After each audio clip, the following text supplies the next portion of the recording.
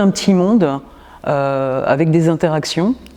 Et puis après, les étapes normales, là on peut difficilement... Alors on peut casser les codes un petit peu en créant des personnages atypiques, on va dire dans ces figures un peu classiques. Voilà, c'est ce que je fais justement, je donne, parce que c'est vrai qu'il y a parfois des stéréotypes aussi, mais il y a des stéréotypes dans la réalité. Hein. On dit toujours c'est stéréotypé en littérature, mais dans la réalité il y a des caricatures aussi.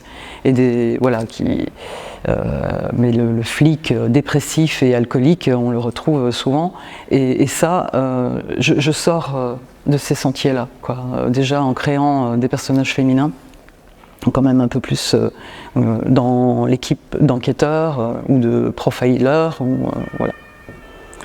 Ça dépend du roman. La réécriture, parfois, oui, j'ai dû, dans des délais d'ailleurs très courts, réécrire les 3/4 de mon roman à cause d'un seul personnage qui m'aurait fait glisser, par exemple, hein, c'est un exemple, dans le roman d'épouvante.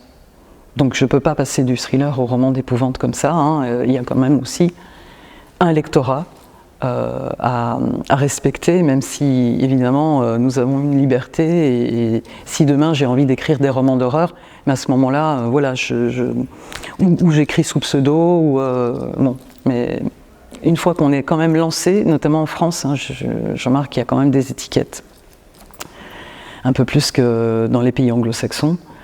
Puisque dans les pays anglo-saxons, on peut changer de genre sans avoir à utiliser un pseudo. En France, c'est pas tout à fait la même chose.